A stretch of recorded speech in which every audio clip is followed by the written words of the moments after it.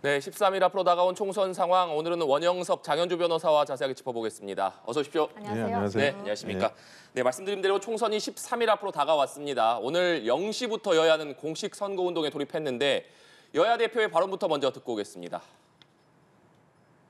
우리 국민의힘은 땀 흘려 일하는 생활인을 대변하는 정당이고 그런 분들이 더 잘 살기를 바라는 정당입니다. 저희가 정말 열심히 하겠습니다. 저에게 일할 수 있는 기회를 주시고 힘을 모아주시기 바랍니다. 이번 선거는 대한민국이 전진할 것이냐 후진할 것이냐 융성할 것이냐 쇠퇴할 것이냐 공정해질 것이냐 불의해질 것이냐를 결정하는 대단히 중요한 선거라고 생각합니다. 저희는 정치개혁, 민생개혁 반드시 해내겠다는 말씀을 드립니다. 그리고 그 전제로서 범죄 연대 세력 심판하겠습니다. 2조 세력 심판하겠습니다. 저희에게 힘을 모아주시기 바랍니다. 윤석열 정권 심판 열차가 국민 승리라는 최종 목적지를 향해 지금 출발합니다. 2년도 안 된 이 짧은 시간에 이렇게까지 퇴행시킨 장본인은 바로 윤석열 정권입니다. 나라를 망치고 국민을 배반한 윤석열 정권에게 이제 주권자가 민주공화국의 주인이 심판할 때가 됐습니다. 더불어민주당은 국민의 압도적 심판 의지를 확실하게 실천하는 유용한 도구가 되겠습니다. 네, 국민의힘은 0시 선거운동 개시와 함께 가락시장을 찾았고 더불어민주당은 오늘 오전에 용산역 앞에서 출정식을 가졌습니다. 아무래도 첫 선거운동 그리고 첫 운동이 개시되는 장소가 어디인지 이것도 상당한 전략적인 의미가 좀 포함되어 있기 마련인데 오늘 국민의힘과 민주당 첫 일정 어떤 의미라고 보십니까? 그 이재명 대표의 용산 일정은 뭐 명확하죠. 지금 정권 심판론을 메인으로 해서 선거를 치르고 있기 때문에 용산이 어떤 곳입니까? 대통령실이 있고 대통령님의 그런 관저가 있는 네. 곳이잖아요. 그러니까 거기서 정권 심판론의 일성을 내비치는 게 전체적인 그 공식 선거 운동의 테마를 잡아 나가는 데 필요하다고 생각했기 때문에 용산으로 진행을 한 것 같아요. 두 번째는 이제 국민의힘 같은 경우에는 자정 0시에 가락시장을 찾지 않았습니까? 그거는 정말 열심히 한번 해보자 새벽에도 그런 의미도 있는 것 같고요. 네. 그리고 용산도 마찬가지고 송파도 마찬가지인데 접전지예요. 용산 같은 경우에는 민주당과 지금 국민의힘이 접전을 하고 있고 그리고 송파 같은 경우에도 송파 갑을병이 있는데 그 송파 을 정도는 안정권인 것 같고 갑하고 병 정도에서는 그 접전이긴 하지만 좀 강세 접전, 열세 접전 이렇게 하고 있는 것 같아요. 그런 지역에 찾아서 이제 그 굉장히 그 당 차원에서 관심을 쏟고 있다. 이런 걸 보여줌으로써 접전지에 어떤 힘을 실어주는 그런 목적까지 아울러 가지고 있다고 봅니다. 네, 장현주 변호사님 어떻게 보십니까? 일단 민주당이 이번 이제 선거운동을 시작하면서 출정식을 용산역으로 장소를 정했습니다. 용산이라고 한다면 두 가지 의미에서 상징적인 의미가 있는데요. 대통령실이 용산에 일단 있다는 것, 그것으로도 이제 정권 심판론의 어떤 전선을 확대하는 의미가 있습니다.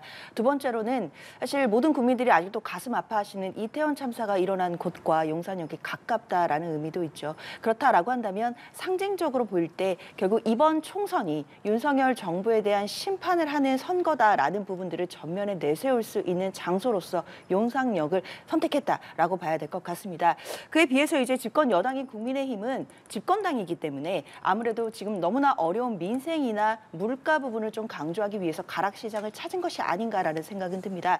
그런데 저는 좀 다소 의아한 것이 장소는 가락시장을 잡아서 뭔가 민생에 대한 메시지를 내고 싶었던 것 같은데 그러나 또 한동훈 비대위원장과 또 국민의힘에서 나오는 메시지는 또 야당 심판론도 함께 나오고 있거든요. 사실 국민들 보시기에는 민생을 하겠다는 것인지 야당 심판을 하겠다는 것인지 그 두 가지가 같다라는 것인지 좀 이해하기 어려울 수도 있겠다라는 생각은 듭니다. 네, 출정식에서의 양당 대표의 발언도 짚어보겠습니다. 한동훈 비상대책위원장은 우리는 열심히 일하는 생활인을 대변하는 정당이라면서 민생을 강조했는데요. 또 눈에 띄는 게 민주당 이재명 대표와 조국혁신당 조국 대표를 심판하는 것이 민생이다 이렇게 말을 했습니다. 어떤 의미입니까? 야당 심판론을 또 국민의힘도 그 주된 그런 어젠다로 가져가는 것 같아요. 아무래도 이재명 대표나 조국 대표나 사법 리스크가 있지 않습니까? 실제로 형사재판을 받고 계신 분들이라 가지고 그 부분을 뭐 지적하는 건 의미는 있을 것 같습니다. 그런데 민주당은 정권 심판론을 이야기를 하고 있고 국민의힘이 야당 심판론을 이야기를 하면 물론 이제 뭐 다 일리는 있는 이야기지만 하나의 그런 심판론이라는 어젠더로 모든 게 수렴이 돼 버리거든요.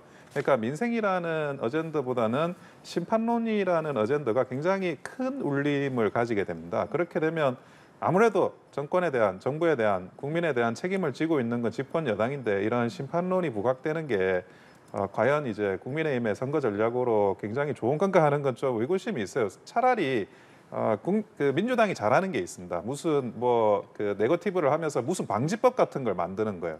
예를 들어 뭐 이재명 대표가 가지고 있는 그 성남이라든지 지역개발 관련해 가지고 부패가 있었다고 하면 그런 거를 꼭 집어가지고 무슨 이건 이렇게 법률을 바꾸겠습니다라고 방지법을 만든다든지 예를 들어 뭐 조국 대표 같은 경우에는 교육과 관련한 부분이 있잖아요.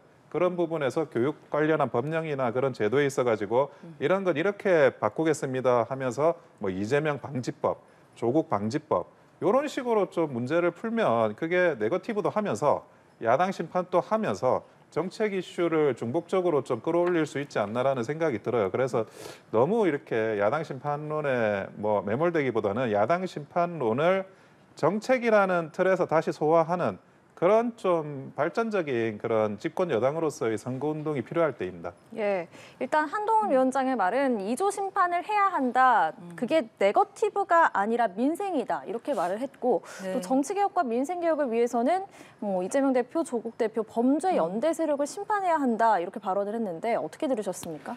글쎄요, 한동훈 비대위원장이 뭐 말씀하고자 하는 취지는 좀 알 것 같긴 한데 다만 국민 눈높이에서 봤을 때 집권 여당으로서 야당을 심판하는 것이 곧 민생이다라는 말씀이 얼마나 와닿을지는 좀 의문이 듭니다.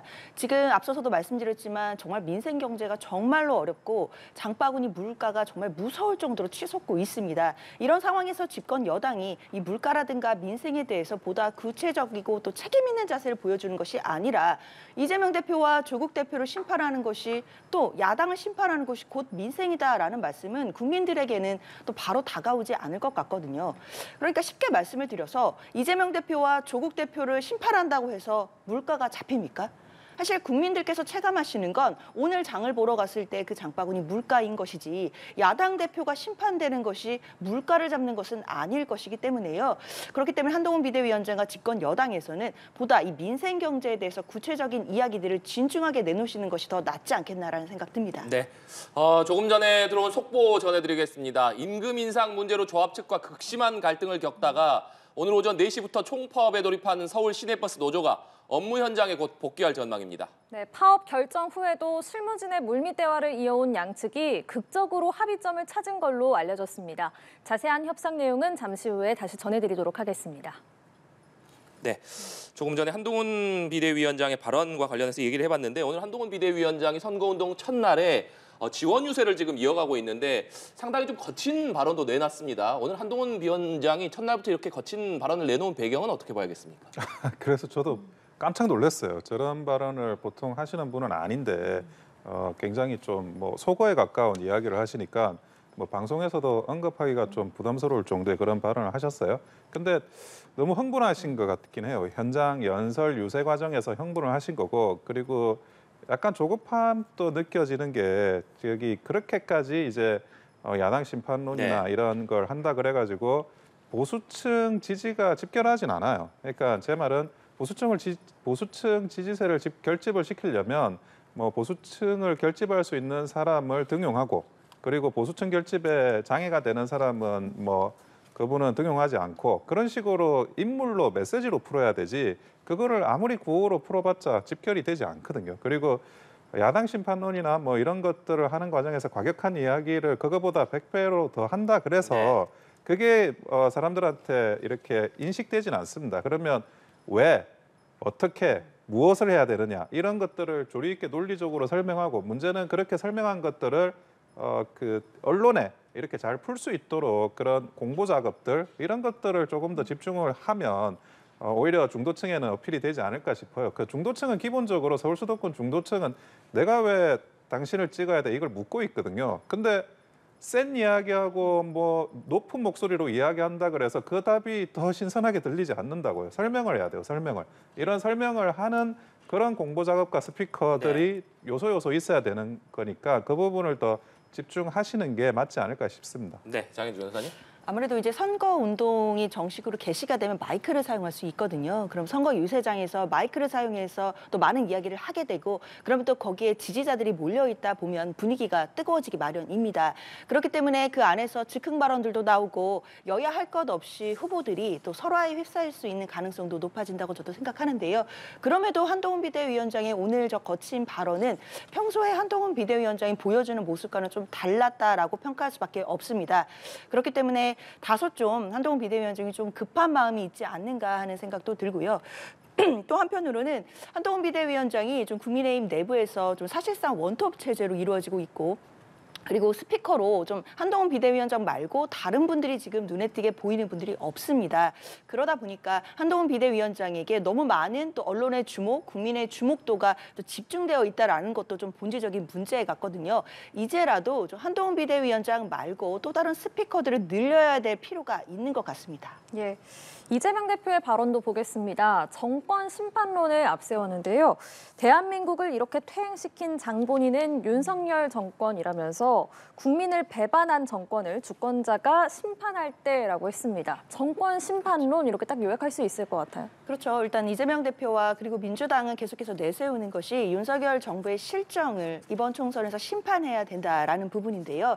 사실 총선이 정권 중간에 치러지게 된다라고 한다면 정권을 또 중간 평가하는 것이 선거의 성격이 될 수밖에 없습니다. 그렇기 때문에 국민들께서도 이번에 냉정하게 윤석열 정부에 대해서 성적표를 매기실 거라고 저는 생각을 합니다. 그런 민심들을 점차 넓혀가고 그리고 정권 심판론에 대한 공감대를 넓혀가는 것이 민주당의 전략인 것이기 때문에 그런 부분에 대해서는 총선 마지막까지도 선명한 메시지를 낼 것이라고 보입니다. 예, 이재명 대표의 오늘 발언 어떻게 들으셨습니까? 정권 심판론은 이제 민주당이 추구하는 가장 중요한 이슈기도 한데요. 그런데 또 조국 혁신당하고 경쟁하는 이슈기도 해요. 그런데 조국 대표가 뭐 탄핵이라든지 개헌이라든지 200석이라든지 지금 정권 심판론에 부합하는 그런 이야기 중에 센 이야기를 굉장히 많이 했어요. 처음에 저렇게 과격한 이야기를 해도 되나 저도 그런 생각을 했는데 그게 마치 바람이 불어가지고 지금 조국 바람이 불어 있고 그러면 이제 그 비례정당, 비례위성정당과 관련한 경쟁이 생기거든요. 그러니까 민주당만이 정권 심판론을 외치는 중요 보이스가 중요 스피커가 아니고 조국 혁신당도 같이 있기 때문에 서로 간의 경쟁 관계에서 이런 좀 과격한 발언들은 더 심해질 것 같다는 예상입니다. 네, 여야 대표의 오늘 행보도 좀 짚어보겠습니다. 한동훈 비대위원장은 오늘 서울 용산을 시작으로 해서 중성동, 광진, 동대문, 강북 또 경기 남양주 의정부 등을 돌면서 그러니까 서울 수도권 격전지들을 전반적으로 돌 예정입니다. 그런데 용산을 제외하고는 모두 민주당 현역이 있는 지역을 첫날부터 돈다 이런 특징이 좀 있는데 이건 어떻게 해석해야겠습니까? 그래서 아무래도 뭐 어려운 지역을 가서 당대표가 비대위원장이 돌아주는 게 여러 가지도 뭐 모습도 좋고요. 그리고 이제 그런 접전지에서 오히려 그 민주당 현역 의원이 있잖아요. 민주당 현역 의원이 있는 지역이기 때문에 그 지역에 대해서 이야기를 할 때 야당 심판론 자체는 저는 잘 먹힐 수 있다고 봐요. 그리고 비교적 이제 그런 개발이 조금 더딘 그런 지역들에 대해서 어필을 하는 게 그 민생과 관련한 부분도 먹힐 수 있다고 보고 그래서 그거 자체는 뭐 저는 잘하신다고 생각을 하고 용산 같은 경우에는 이제 뭐 용산이 그 서울 한 가운데 있습니다. 그러니까 어디를 가더라도 약간 용산을 거치게 돼 있기 때문에 동선상 뭐 용산 한번 찍어주고 진행하는 게 아닌가 그런 생각이 듭니다. 네, 장현주 변호사님. 그렇죠. 일단 아무래도 한동훈 비대위원장 입장에서는 좀 상대적으로 험지라고 할 수 있는 곳 또는 이제 그 국민의힘의 의원들이 현역이 아닌 곳에 가서 이제 선거 유세를 하는 모습을 보여주고 있는데요.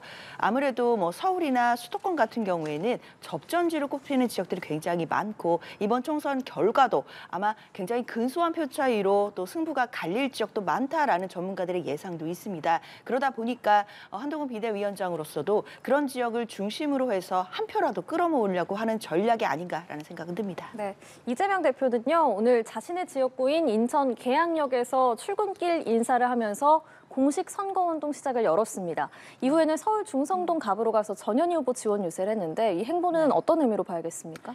일단 본인의 지역구가 계양을입니다. 이재명 대표는 야당의 대표이면서 전국 선거를 지휘해야 되는 역할도 있지만요. 또한 동시에 또 계양을 지역의 또 후보로 출마한 지역구 후보자이기도 합니다. 당연히 본인 지역구에 대해서 지역 구민들께 또 만나 뵙고 또 선거적인 역할을 하는 것, 이것도 당연히 필요한 역할이라고 생각이 듭니다. 그렇기 때문에 뭐 출근길에서도 저렇게 인사하는 모습을 보여줬었는데요. 아무래도 이제 본인의 지역구를 야당 대표로서 전국 선거를 좀 책임져야 하는 역할까지도 있기 때문에 상대적으로 좀 시간적인 부족이 있지 않겠느냐라는 좀 우려들은 있는 편이거든요. 그렇기 때문에 이재명 대표로서도 더더욱 본인 지역구에 대해서 절박한 마음으로 낮은 자세로 시간이 날 때마다 가서 찾아봐야겠다라는 생각을 하고 있는 것으로 저는 알고 있습니다. 그런 차원에서 계양을에 가서 저렇게 출근길 인사를 하는 것을 본인의 선거 일정에 넣은 것으로 봐야겠습니다. 또한 중성동갑의 전현희 후보를 지원 유세를 가는데요. 거기서는 또 의미 있게 볼 것이 임종석 전 비서실장과 함께 유세를 합니다. 사실 굉장히 상징적인 장면이라고 할 수 있는 것이 얼마 전 민주당의 공천 과정이 다소 시끄러웠다라는 평가를 받는 것의 가장 큰 요인이 임종석 전 실장의 공천 문제였습니다. 근데 사실상 컷오프가 되면서 뭐 문재인 친문과 친명의 어떤 갈등이 아니냐 뭐 이런 이야기까지 나왔었지만 결국엔 그런 모든 과정들이 봉합이 되었다라는 것을 당원들과 국민들께 보여주는 상징적인 장면으로 보이거든요. 그렇기 때문에 원팀과 또 단합을 보여줄 수 있는 장소였기 때문에 저 지역을 간 것이다라고 봐야 될 것 같습니다. 예, 말씀하신 것처럼 오늘 이재명 대표와 임종석 전 실장의 그 중성동 갑에서의 만남에 오늘 언론들이 좀 주목을 많이 하기도 했고 둘이 포옹한 장면도 볼 수가 있었는데 임 전 실장이 전현희 후보 지원 유세에 나선 거는 어떤 배경으로 봐야겠습니까? 아마 임종석 전 실장이 이런 모습을 보여주실 것은 다 예견돼 있었던 것으로 보입니다. 왜냐하면 그 공천 과정에서 임종석 전 실장이 그 민주당의 어떤 그런 결정에 대해서 공천 결정에 대해서 다 수긍을 하고 다 인정하고 백의종군하겠다라고 선언을 하셨거든요. 그때 주셨던 말씀이 친명도 비명도 없고 이제 윤석열 정부에 대한 심판을 위해서 하나로 뭉쳐야 될 때다라는 말씀을 주셨습니다. 그렇기 때문에 아무래도 총선에서 선거와 관련해서 원팀의 모습으로 선거를 도와주시겠구나라는 기대에 대해서는 당원들이 굉장히 많았던 부분들이 있고요. 그런 모습을 또 원팀으로 보여주시는 것이 아닐까라는 생각 듭니다. 예. 원영섭 변호사께서는 이재명 대표의 오늘 전략 어떻게 보시는지 그리고 중성동 갑에서의 둘의 만남은 어떻게 보셨는지요? 그동안 뭐 개파 갈등이라고 하면 개파 갈등이고 공천 갈등이라고 하면 공천 갈등인데 그런 부분을 어떻게든 수습하고 우리가 이제 원팀이 됐다. 이런 것들을 보여주기 위해서 그런 뭐 스케줄을 잡아놓은 것 같아요. 근데 뭐 민주당이 가지고 있는 그 공천 파열음이 일어났을 때 굉장히 그 부분에 대해서 우려하는 뭐 각계각층의 그런 소리들이 많지 않았습니까? 그럼에도 불구하고 잘 수습해서 다시 한 번 더 반전을 일으키고 있는데 결국에는 그 반전의 마당에서 잘 될 것 같으니까 뭐 임종석 실장도 나와가지고 또 손들어주는 모습, 잘 되는 모습 더 보여주려고 하지 않나 하는 그런 생각이 들고요. 사실은 이런 부분은 모르겠어요. 지금 국민의힘은 그러면 공천과 관련해서 갈등이 없었느냐? 저는 국민의힘도 나중에 뭐 굉장한 갈등들이 표출이 되긴 했는데 공식 선거 기간에서는 이런 부분을 어떻게 잘 아우를 수 있는지 민주당이 하는 것처럼 그렇게 할 수 있는지에 대한 역량도 저는 선거를 치르는 역량이라고 생각합니다. 네. 그리고 문재인 전 대통령이 어제 고향인 경남 거제를 찾아서 이 지역 민주당 후보인 변광용 후보와 함께 등산을 하며 지지를 호소했습니다. 또 자신의 옛 지역구인 부산 사상에 출마한 배재정 전 의원과의 만남도 조율 중인 것으로 전해졌는데 문재인 전 대통령이 이렇게 총선 지원 활동으로 해석될 수 있는 움직임을 좀 보이고 있는데 전직 대통령이 이렇게 총선에서 직접적인 역할을 하는 것은 상당히 좀 이례적인 일로 보이거든요. 어떻게 해석해야겠습니까? 사실 그 문재인 전 대통령의 지금 행보 자체를 어떻게 평가하실 것이냐에 따라 좀 다른 것 같습니다. 일단 뭐 일각에서는 뭐 선거에 직접 좀 뛰어드시는 게 아니냐라는 평가도 있지만 문재인 대통령 측의 입장이나 또 당에서 바라볼 때는 뭐 선거에 공식적으로 뭐 출격하시겠다 이런 차원보다는 본인이 좀 인연이 있거나 좀 또 애정이 있거나 또는 응원하는 곳에 가서 응원 차원으로 방문을 하는 것이다라는 것이 일단은 입장으로 보입니다. 그렇기 때문에 또 사상에 있는 그 배재정 후보 측과도 지금 만남이 결정된 것은 아니다라는 이야기들도 나오고 있거든요. 네. 그렇기 때문에 이것 자체가 뭐 공식적으로 뭐 선거 유세에 출격되거나 뭐 지원하시거나 이런 거라기보다는 물론 사실상 민주당 후보들에 대한 지원을 해주시는 것으로 보이기는 하지만 그것이 일단 개인적인 인연에 따른 또는 개인적인 연고에 따른 다른 응원의 차원일 수도 있겠다라는 생각은 듭니다. 그런데 그렇다 하더라도 일단 민주당에 있는 후보들을 지지해주는 그런 모습을 보여주시는 것 자체가 저는 두 가지 정도 효과가 있다라고 보이는데요. 당 내부적으로 봤을 때는 아까도 임종석 전 실장과의 그런 화합의 모습처럼 당 내에서 공천상 있었던 여러 계파 갈등들을 다 일거에 없앨 수 있는 그런 화합의 모습으로 비춰질 수 있습니다. 문재인 대통령이 결국 민주당의 후보들을 지지해주는 모습 자체는 그동안에 뭐 친문, 친명 간의 갈등이 있었다, 뭐 계파 갈등이 있었다 이런 이야기들이 당내에 있었는데 그런 부분들을 다 뛰어넘어서 선거를 앞두고 원팀이 되고 계파 갈등이 없다라는 것을 보여줄 수 있기 때문에요. 당 내부적으로는 단합의 의미는 굉장히 클 것 같고 대외적으로는 결국 민주당이 내세우고 있는 정권 심판론에 전직 대통령도 함께하는 모습처럼 보이기 때문에요. 이런 부분에서도 결국 정권 심판론도 또다시 힘을 받을 수 있지 않을까라는 기대는 있습니다. 네. 총선 지원의 차원이라기보다는 개인적으로 인연이 있는 후보들을 향한 응원의 차원이다 이렇게 해석해 주셨는데 원영석 변호사께서는 어떻게 보십니까? 사실상 뭐 선거운동 하시는 거죠. 선거운동 하시는 건데 이제 뭐 본인이 거제도 출신이기도 하고 거제도도 한번 가시는 거고 그리고 사상에서 국회의원을 하셨잖아요. 네. 그러니까 사상 국회의원을 했기 때문에 뭐 그쪽에도 한번 방문을 하고 그렇게 하시는 것 같아요. 그러니까 연고지를 가는다는 이유로 이제 본인의 선거운동을 하는 의도를 희석시키려고 하시는 게 아닌가 싶고 그래도 일국의 대통령을 하시지 않았습니까? 우리나라 대통령은 당연히 뭐 특정 정당을 지지하는 선거운동을 할 수 없도록 돼 있고 퇴직을 하셨다 그러더라도 전 대통령으로서 사실 또 대통령에 준하는 그런 예우를 받고 계신데 이런 선거운동을 사실상 지원하는 이런 행동이 저는 부적절하다고 생각을 해요. 하지만 그 민주당 같은 경우에는 계속 이제 PK 쪽으로 동진 전략을 계속 했는데 그 과정에서 이제 뭐 노무현 대통령도 김해 사절을 만들고 문재인 대통령도 양산의 사절을 만들고 노무현 대통령이 만약 살아 있었다 그러면 이런 식의 어떤 사실상의 선거운동 지원을 하지 않았을까? 그러니까 민주당이 생각하고 있는 아주 거대한 뭐 대전략으로서의 서진 전략 그 부분과 관련해 가지고 진행이 되고 있다라는 생각은 듭니다. 근데 그렇다 하더라도 전 대통령으로서는 부적절한 처신이다 그렇게 보입니다. 예. 조국 혁신당과 제3지대 정당들도 오늘 일제히 출정 선언을 했습니다. 발언 듣고 오시겠습니다. 윤석열 독재 정권 하에서 우리가 힘들어하고 고통받고 있는데 역사를 돌이켜보면 군사 독재 정권도 우리 부산 시민들이 일어나서 해결을 했습니다. 비오는 부산에서 부산혁신당이 동남풍을 일으켜서 전국으로 이 동남풍을 밀고 올라가겠습니다. 소방관분들께서 오렌지색을 이렇게 입으시는 게 사실 눈에 잘 띄고 우리 국민들을 빨리 이렇게 구조하는 현장에 이렇게 눈에 잘 띄게 들어가기 위함이라고 생각하는데 저희가 봤을 때는 한국 정치도 굉장히 위기 상황입니다. 그래서 저희가 이 오렌지색 저희 당복을 입고 한국 정치를 좀 위기에서 구해내야 되지 않을까 생각합니다. 저희 새로운 미래의 핵심 공약이 행정수도 이전, 행정수도 완성입니다. 노무현 대통령의 못다 이룬 꿈, 우리 새로운 미래가 이곳 대전에서 충청에서 행정수도 완성을 반드시 이뤄내겠다 약속드리겠습니다. 녹색정의당은 한국 사회에 새로운 미래, 새로운 상식을 만들어온 진보정당의 적장자입니다. 녹색정의당은 일하는 사람들, 땀 흘려 일하는 사람들의 시간을 지켜서 일과 삶의 균형을 되찾기 위해 싸울 수 있는 정당입니다. 네, 먼저 조국혁신당은 창당 선언에 이어서 출정식도 부산에서 했습니다. 부산에서 시작하는 조국혁신당의 동남풍이 전국으로 퍼져나가게 하겠다 이렇게 조국 대표가 말을 했는데요. 조국혁신당의 지지율 상승세가 앞으로도 이어질 거라고 보십니까? 사실 이게 총선 때까지 과연 최종적으로 어느 정도의 득표율을 얻게 될지는 지금으로서는 아무도 예측할 수 없을 겁니다. 그러나 지금 특별한 사정이 없는 한은 지금 이루어지고 있는 어떤 약진이라고 표현할 수 있는 조국혁신당의 어떤 모습들이 그대로 이어질 가능성이 좀 높다고 생각이 듭니다.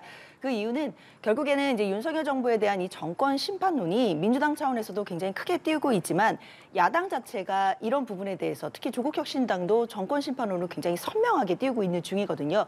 그런 부분에 대해서 국민들께서 어느 정도 공감대를 또 형성해 주시고 있다라는 기대가 지금 있는 상황입니다. 그렇다고 한다면 민주당에서도 정권 심판론에 대한 어떤 전선을 확대하고 있는 중이고 조국 혁신당도 같은 이야기를 좀 더 선명하게 하고 있는 상황이기 때문에요. 앞으로 뭐 특별한 사정이 없다라고 한다면 계속 이런 약진은 계속될 가능성이 높다고 보입니다. 네, 정권 심판론 때문에 지금의 약진이 그대로 이어질 가능성이 높다 이렇게 전망을 해주셨는데 어떻게 전망하십니까? 매 총선 때마다 바람이 어떻게 어디로 불까 이런 게 사실은 뭐 정치를 바라보는 사람들의 주요 관심사인데 근데 이미 바람이 불었습니다. 조국 바람이 불었어요. 조국 바람이 불었고 그 조국 바람이 이제 점점 이제 커져가고 있는 과정이고 뭐 제가 볼 때는 상승세가 유지되는 정도는 계속될 것 같고 조금 더 증가될 수도 있을 것 같아요. 근데 그때 증가될 때는 이제 민주당의 영역을 조금 더 침범하는 식으로 증가되지 않을까라는 생각을 하고 있습니다. 지금 이제 조국 혁신당을 지지하는 분들은 뭐 이재명 대표의 민주당에 실망한 분들 아니면 뭐 친문, 친노 여기에 대해 향수를 가지고 계신 분들이 많이 계실 거예요. 왜냐하면 아까도 그 PK 서진 전략을 이야기했지만 지금 현재 하는 그 전략 중에 부산에서 지금 출정식을 한다는 것 자체가 뭐 과거에 뭐 노무현 대통령이나 문재인 대통령의 향수를 일으키는 그런 이제 서진 전략 차원으로 접근을 하시는 거거든요. 그러니까 그건 뭐냐? 자신이 대권 후보급이다라는 거를 계속 어필하시는 거세요. 그러니까 윤석열 대통령을 심판한다에 거기에 더해가지고 다음 대통령은 나 조국이다라는 걸 어필하는 전략을 가져갈 건데 이제는 선거 캠페인 공식 선거 운동일이 한 뭐 2주 정도 있잖아요. 이 2주 기간 동안 본인이 대선 주자라는 이미지를 굳히는 데 있어가지고 모든 어떤 선거 캠페인에 집중을 하게 될 거예요. 그러면 단순히 뭐 윤석열 대통령을 심판한다 아니면 뭐 한동훈 비대위원장에 대해서 특검법을 만든다라는 네거티브가 아닌 그리고 나서 그 다음에 대권 주자 나야 나 이 부분에 대한 이미지가 더 더해질 거기 때문에 제가 볼 때는 뭐 상승세는 더 지속되리라고 예상이 됩니다. 네, 개혁신당은 서울 영등포 소방서에서 일정을 시작했고 새로운 미래는 가락시장을 방문한 뒤에 대전을 찾았습니다. 또 녹색정의당은 이태원 참사 현장을 찾은 뒤에 유일한 지역구 현역인 심상정 의원 지원을 하는 것으로 선거운동을 개시를 했는데 아무래도 지금 이 세 정당도 지지율 반등을 위한 여러 가지 노력을 선거운동 기간에 할 텐데 과연 지지율 반등 기대한 대로 가능할 것이냐 그 부분 어떻게 전망하십니까? 저는 그건 어렵다고 봐요. 그러니까 지금 조국 바람이 불었다고 했잖아요. 그러니까 제3당 중에 누가 도드라지기 시작하면 제3당의 다른 섹터가 줄어들 수밖에 없는데 생각보다 이제 개혁신당이나 새로운 미래나 조국 신당이 가지고 있는 뉴스거리만큼의 뉴스거리를 만들지를 못해요. 그러면 그 관심이 조국 신당으로 쏠리면서 본인들한테 관심은 벗어나게 되거든요. 게다가 이제 3% 정도는 돌파를 해야지 원내 입성이 가능한데 비례의석을 배출할 수 있으니까 정권 심판론이 세지면 투표율이 올라간다. 한 60% 정도까지 투표율이 된다 그러면 3%를 돌파하려면 한 70만 표 정도는 득표를 해야 되거든요. 그러니까 더 기존에 있는 총선보다 정권 심판론이 센 총선에서는 득표를 더 해야 되는 거예요, 물리적으로. 그런데 그 부분이 과연 가능할지 그래서 앞으로도 쉽지 않고 꽤 고전이 예상되는 그런 상황이라고 보여집니다. 네, 장현주 변호사께서는 어떻게 전망하십니까? 일단 개혁신당이나 새로운미래 같은 이제 제3지대 정당 같은 경우에는 출범을 할 때 명분이 가장 큰 것이 그거였습니다. 양당 정치의 한계를 극복해 보겠다라는 것이었는데요. 결국 국민들께서도 양당 정치에 대해서 좀 피로를 느끼신 분들의 그런 민심을 흡수해 보겠다라는 것이 큰 목표였을 겁니다. 그러나 사실 지금까지로는 그런 민심들을 개혁신당이나 새로운미래가 흡수하고 있다라고 보기는 좀 역부족이거든요. 그런 상황이기 때문에 지금 와서 뭐 갑자기 양당 정치의 한계를 계속해서 이야기를 한들 총선 바람을 바꾸기는 좀 어려울 수가 있습니다. 이제는 개혁신당도 새로운미래도 뭐 지지율 반등이라든지 이런 부분을 위해 노력하겠지만 앞으로 처음으로 돌아가서 왜 제3지대를 하게 되었는지부터 국민들께 다시 설명을 드리고 앞으로 남은 기간에 조금 더 노력을 한다라고 한다면 그래도 어느 정도는 상승세를 기대할 수 있지 않을까라는 생각도 듭니다. 네, 각 당이 발표한 총선 공약도 살펴보겠습니다. 한동훈 위원장이 어제 국회에 완전한 세종 이전 공약을 발표를 했죠. 오늘도 이 내용을 다시금 강조를 하면서 이게 서울 모든 지역에 새로운 개발 신호탄이 될 거라고 했습니다. 대통령실과 오세훈 서울시장도 힘을 싣는 모습입니다. 한동훈 위원장이 어떤 승부수를 띄운 것 같은데요. 이 승부수가 총선 선거에서 어떤 효과를 어떤 힘을 발휘할 거라고 보십니까? 저도 나름 승부수라고 생각하고 있어요. 그러니까 충청권에서는 여야를 막론하고 그 국회의사당이 세종시로 완전히 이전돼야 된다는 이야기 계속 하고 있었거든요. 그래서 대전, 충청 뭐 이쪽에 있는 지역구에 긍정적인 효과를 줄 거라는 거 분명한 사실이고, 그리고 영등포울에서는 뭐 그쪽에서도 굉장히 긍정적인 효과가 있을 것 같아요. 그리고 항상 이제 충청이 캐스팅 보트를 하는 경우가 많으니까 서울 수도권에서도 그런 부분까지 아마 고려를 해서 하지 않았나 하는 생각이 드는데, 이 정책에 대해서 다만 이렇게 한번 좀 생각해 볼 필요는 있는데, 서울 분하고 현장에 유세를 하면서 예를 들어 뭐 이번에 송파나 아니면 뭐 어디 다른 영등포울이 아닌 다른 지역에 유세를 하면서 서울 시민들한테 국회를 충청으로 세종시로 이전하겠다라고 자신 있게 말할 수 있을까요? 제가 그게 좀 애매해요.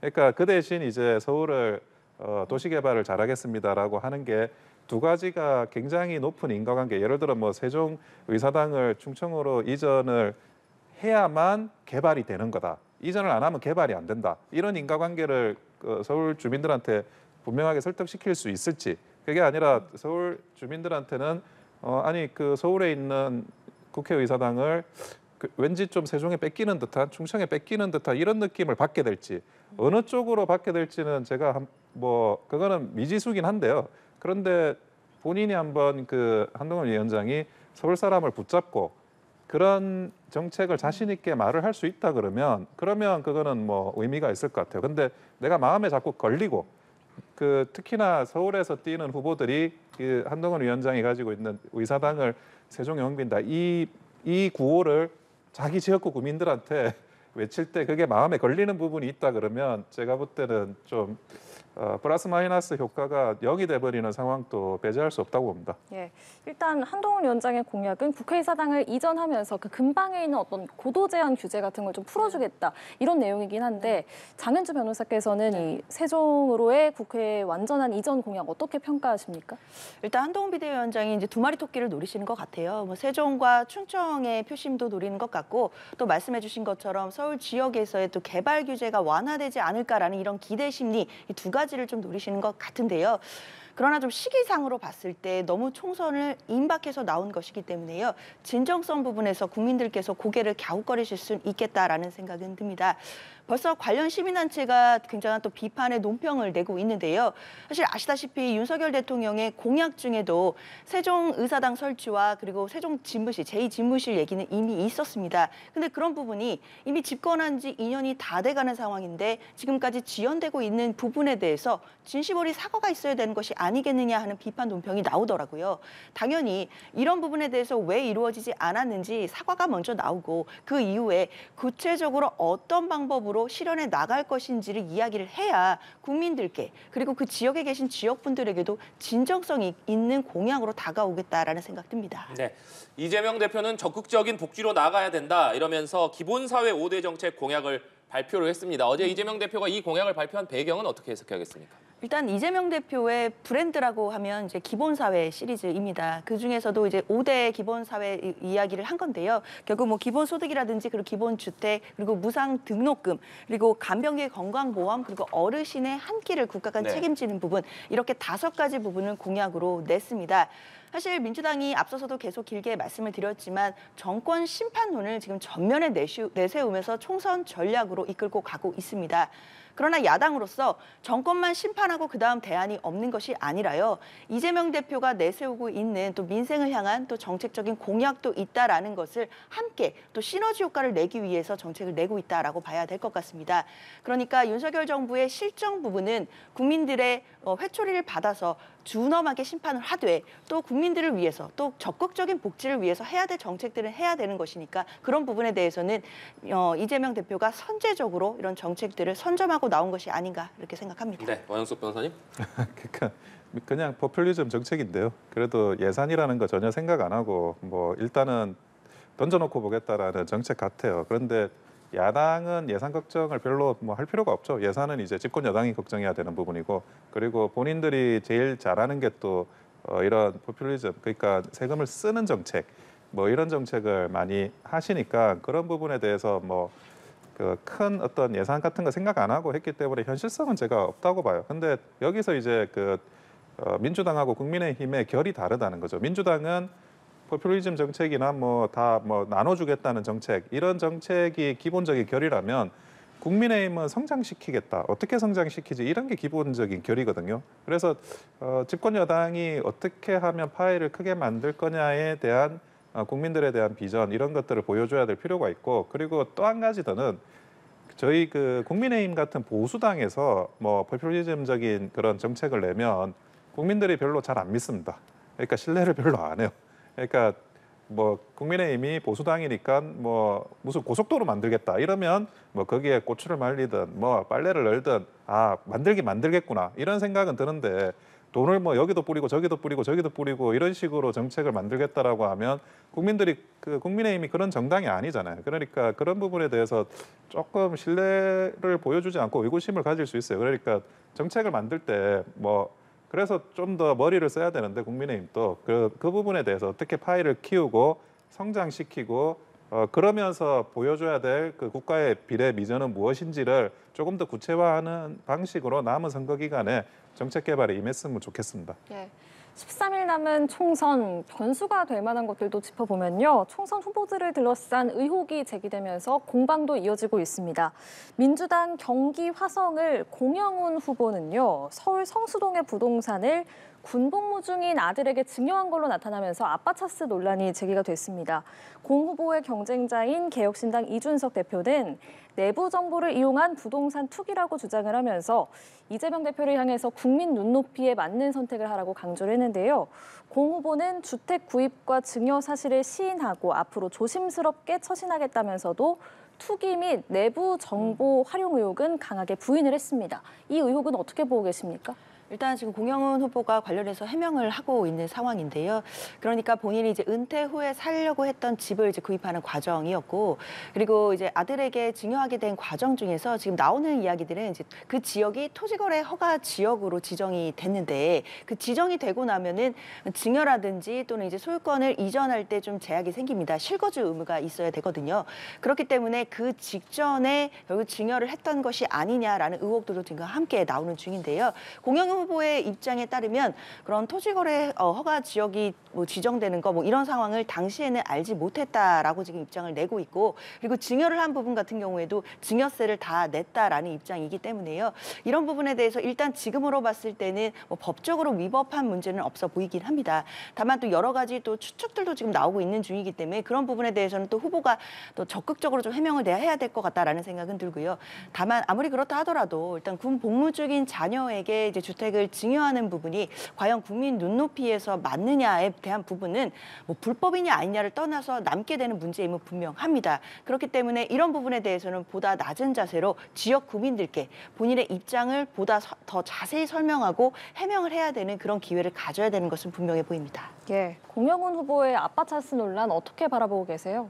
그래서 이런 것들이 과거 이제 대선 때 어젠더가 뭐였습니까? 공정과 상식이었잖아요. 윤석열 대통령의 어젠더가. 근데 그런 공정과 상식과 관련해서 부합되지 않는 이런 행동을 보였을 때 국민의힘에서 좀 이 공정과 상식이라는 관점에서 조금 더 이 부분을 이슈화시키는 게 필요하지 않을까 하는 생각이 들어요. 저기에 이제 한정민 후보가 계시지 않습니까? 국민의힘에. 네. 그러면 그분을 소통관에 세워주든지 아니면 어떻게든 이렇게 뉴스거리가 될 수 있는 그런 이제 적절한 포장이 필요합니다. 정당이라는 게 그런 후보가 가지고 있는 자질을 잠재력을 개발해주고 그 옷을 입혀줘야 되거든요. 그냥 니 혼자 다 하라고 하면 그렇게 다 할 수 있는 사람은 정치 천재 말고는 없어요. 근데 그러자고 또 기획사처럼 정당이 존재하는 거고, 제가 이 이슈에 대해서 국민의힘의 한정민 후보가 빠져 있다는 게 조금 아쉬워요.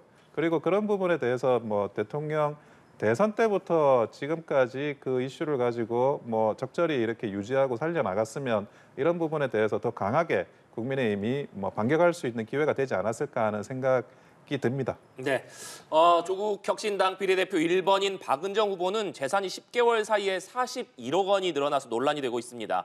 국민의 미래에서는 배우자인 이모 변호사가 검찰에서 퇴임한 지 10개월 만에 부부 합산 41억 원의 현금을 벌어서 전관예우 떼돈 논란을 일으켰다 이렇게 비판을 했습니다만, 박은정 후보는 친문 검사라고 공격할 때는 언제고 윤석열 정권에서 친문 검사가 전관예우를 받는다는 것이 말이 되느냐, 과연 이게 상식적인 주장이냐 이렇게 비판을 했습니다.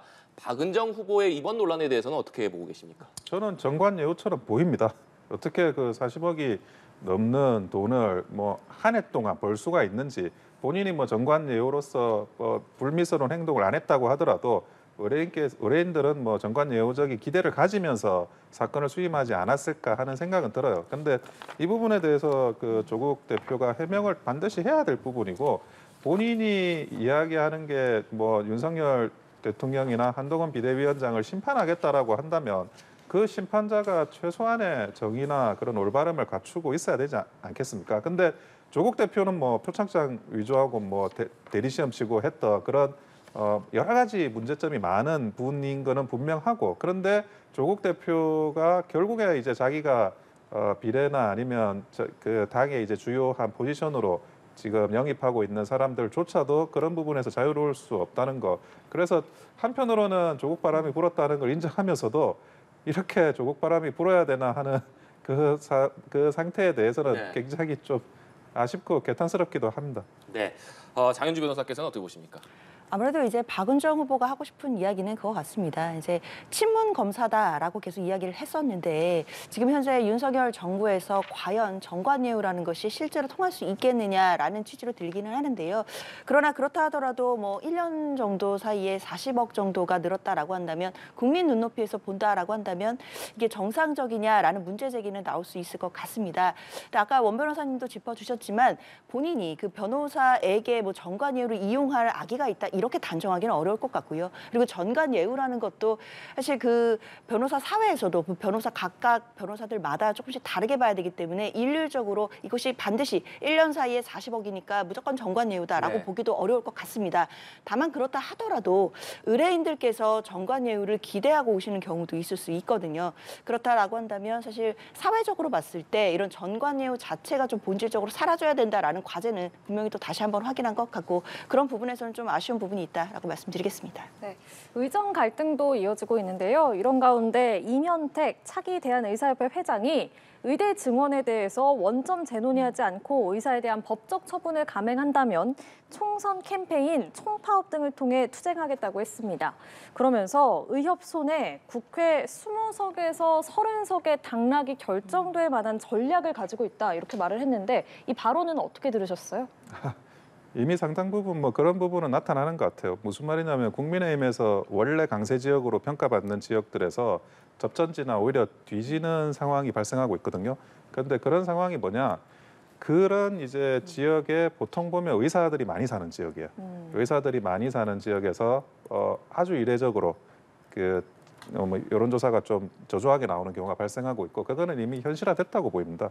그리고 뭐 지금 2,000명의 증언이나 이런 것들을 뭐 뒤집느냐 안 뒤집느냐, 지금 시점에 그걸 한다 그래서 뭐 선거를 이미 뭐 다른 방식으로 변화를 주기는 어렵다고 봐요. 만약에 뒤집는다고 하면 또 그 뒤집음을 반대하는 일반 다른 의사 아닌 유권자들의 표심을 또 다르게 움직일 수도 있고, 이게 풍선 효과처럼 플러스 마이너스가 돼버리는 상황이 이미 돼버렸고, 그래서 저는 그 부분에 대해서는 선거에는 돌이킬 수 없다. 다만 이게 선거 이후에도 국정 운영의 방식이라는 게 저는 있다고 봅니다. 뭐 의사들이 잘했느냐, 뭐 정부가 잘했느냐, 이런 잘잘못을 따지는 것도 중요한데, 근데 그 의사라는 집단이 민간인 집단으로서 뭐 의료보험과 의료법을 기초로 해가지고 일종의 박정희 대통령이 도입한 의료보험을 기초로 해서 사회 계약이 맺어졌다고 보는 거예요. 홉스나 뭐 루소나 이런 이야기 하는 것처럼 그런 식으로 돼 있는 집단이 새롭게 사회계약을 갱신하려고 할 때